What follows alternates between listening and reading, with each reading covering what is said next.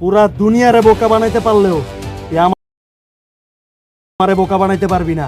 পাগলের বন্ধরে আর কতদিন থাকবি? সত্যি করে বল, লকার কোথায়? ওরা তো স্যারেরে গুলি করছে ম্যাডাম।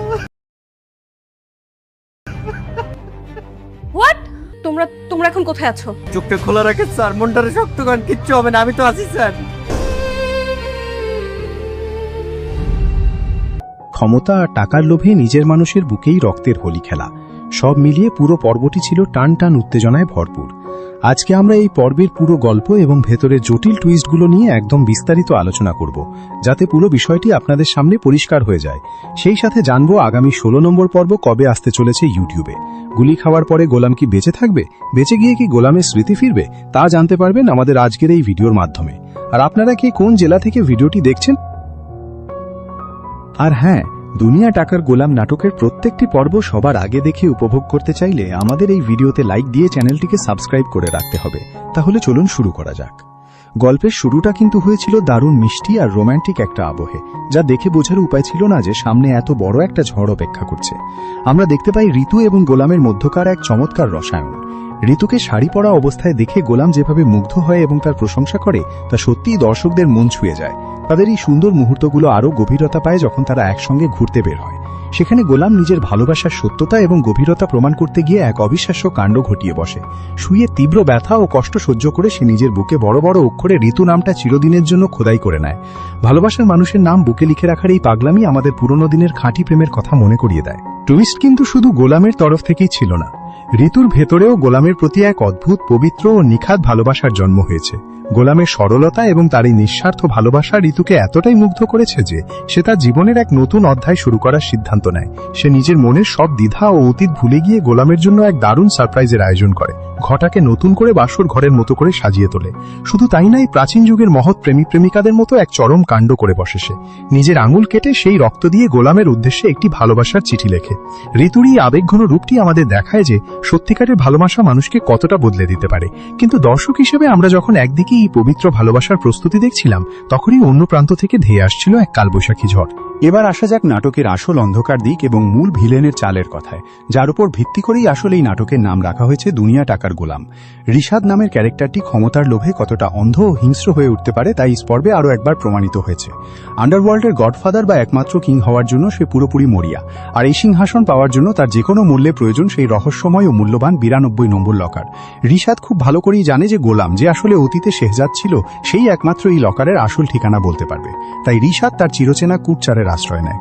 গোলামকে মিষ্টি কথায় ফুসলিয়ে আগের দিন রাতে বিষ খাইয়ে মেরে ফেলার চেষ্টা করার মতো ভয়ঙ্কর ঘটনাটিকেও সে এক নিমেষে ধামাচাপা দিয়ে দেয়। সে গোলামকে বোঝায় যে সে নাকি গোলামকে অনেক স্নেহ করে এবং যা করেছে তা ফাতেমাকে ভয় দেখানোর জন্য, গোলামের ভালোর জন্যই করেছে। সরল মনের গোলাম ঋষাদের এই পাতা ফাঁদে পা দেয় এবং ঋষাদকে বলে যে সে লকারটি কোথায় আছে তা খুব ভালো করেই জানে। লকারটি অন্য কোনো দেশে বা অন্য কোনো শহরে নয়, বরং এই ঢাকা শহরের ভেতরেই আছে। এই কথা শুনে ঋষাদের খুশিতে আত্মহারা হওয়ার দশা হয়। সে আর এক মুহূর্ত সময় নষ্ট না করে গোলামকে নিয়ে গাড়িতে করে সেই লকারের সন্ধানের উদ্দেশ্যে রওনা দেয়। কিন্তু আড়ালে ঋষাদ তার চিরচেনা ভয়ঙ্কর রূপটি ঠিকই ধরে রাখে। সে গাড়ি চালানোর মাঝেই তার আন্ডারওয়ার্ল্ডের গুন্ডা বাহিনী ও শার্প শুটারদের কাছে লাইভ লোকেশন পাঠিয়ে দেয়।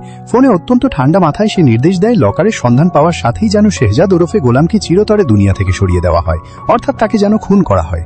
টাকার লোভ একটা মানুষকে কতটা পিশাচ বানিয়ে দিতে পারে, ঋষাদেরই চাল তারই এক চরম উদাহরণ।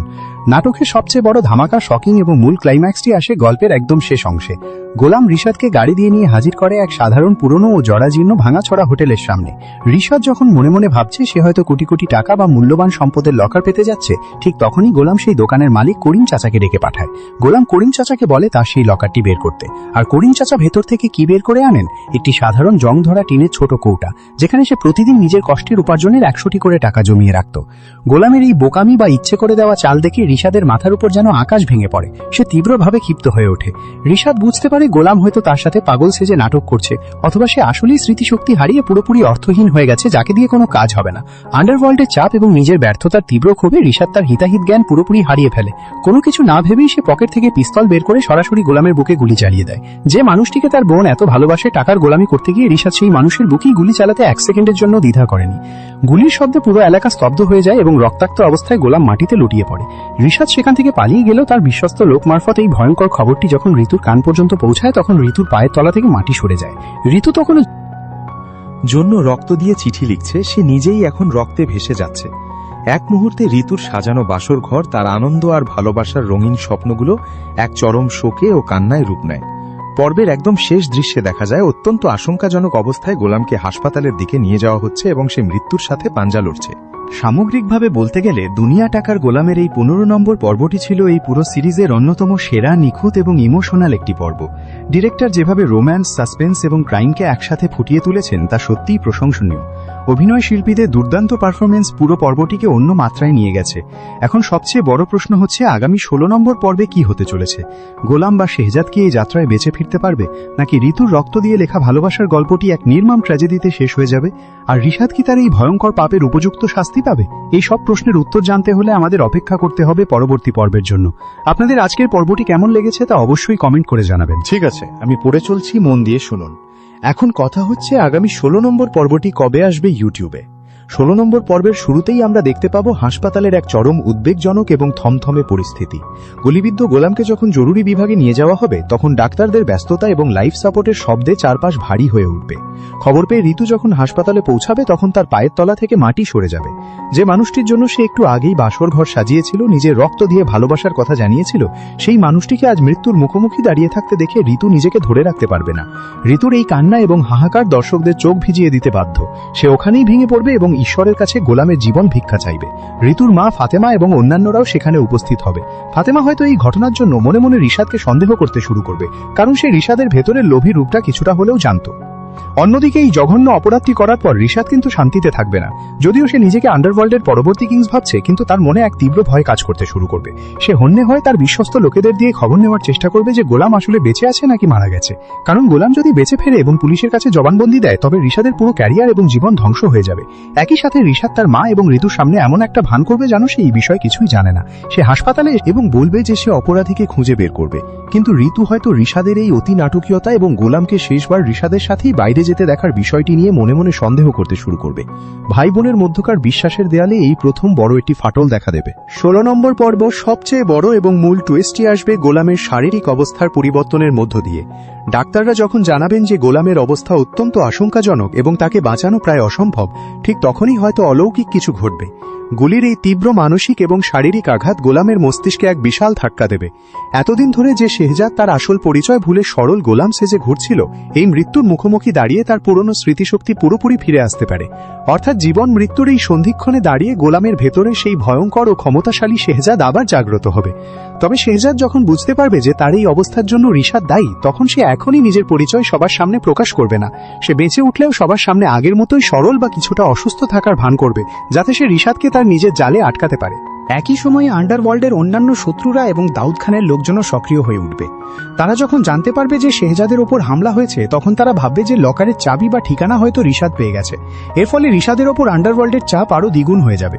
রিশাদ একদিকে পুলিশ ও পরিবারের সন্দেহ এড়ানোর চেষ্টা করবে, অন্যদিকে আন্ডারওয়ার্ল্ডের দ্বন্দ্বের পাওনা মেটানোর জন্য ছটফট করবে। রিশাদ বুঝতে পারবে যে সে লকারও পায়নি, আবার শেহজাদকেও পুরোপুরি শেষ করতে পারেনি, যা তাকে এক চরম মানসিক ট্রমার মধ্যে ফেলে দেবে। সে ক্রমশ হিংস্র হয়ে উঠবে এবং নিজের ভুল ঢাকতে গিয়ে আরও বড় কোনো অপরাধের পরিকল্পনা করবে। গল্পের আরেকটি আবেগঘন দিক হবে ঋতু ও শেহজাদের সম্পর্ক। গোলামের জ্ঞান ফেরার পর ঋতু যখন তার সামনে গিয়ে দাঁড়াবে এবং তার সেই রক্ত দিয়ে লেখা চিঠিটির কথা বলবে, তখন শেহজাদ এক চরম অপরাধ বোধে ভুগবে। কারণ শেহজাদ এখন তার আসল পরিচয় জানে এবং সে এটাও জানে যে ঋতুর ভাই রিশাদই তাকে মারতে চেয়েছিল। ঋতুর এই নিঃস্বার্থ ভালোবাসা শেহজাদকে ভেতর থেকে বদলে দেবে। সে একদিকে ঋতুকে হারাতে চাইবে না, অন্যদিকে রিশাদের ওপর প্রতিশোধ নেওয়ার জন্য তার ভেতরে এক আগ্নেয়গিরি জ্বলতে থাকবে। শেহজাদ মনে মনে প্রতিজ্ঞা করবে যে সে রিশাদের মুখোশ সবার সামনে টেনে খোলার আগে পর্যন্ত শান্ত হবে না, তবে ঋতুর যাতে কোনো ক্ষতি না হয় সেই দিকেও সে খেয়াল রাখবে। পর্বের শেষের দিকে গল্প আরও অন্ধকার এবং জটিল রূপ নেবে। রিশাদ যখন জানতে পারবে যে গোলাম বেঁচে গেছে এবং সে হাসপাতাল থেকে ছাড়া পেয়ে বাড়ি ফিরছে, তখন সে চরম আতঙ্কিত হয়ে পড়বে। সে ভাববে গোলাম হয়তো সবাইকে সব সত্যি বলে দেবে। এই ভয় থেকে মুক্তি পেতে রিশাদ হাসপাতাল থেকে বাড়ি ফেরার পথেই গোলামকে চিরতরে শেষ করার জন্য তার শেষ চালটি চালবে। সে তার গুন্ডাদের দিয়ে গোলামের ওপর দ্বিতীয়বার হামলার পরিকল্পনা করবে। কিন্তু এবার পরিস্থিতি আর আগের মতো থাকবে না, কারণ এবার রিশাদের সামনে কোনো সরল কাজের ছেলে গোলাম নেই, এবার আছে স্বয়ং চালবাজ ও বুদ্ধিমান শেহজাদ। 16 নম্বর পর্বটি আগামী 16 জুলাই রোজ বৃহস্পতিবার ঠিক দুপুর 12টায় শুধুমাত্র প্র্যাঙ্কিং এন্টারটেনমেন্ট ইউটিউব চ্যানেলে আপনারা দুনিয়া টাকার গোলাম নাটকের 16 নম্বর পর্বটি আপনারা দেখতে পারবেন।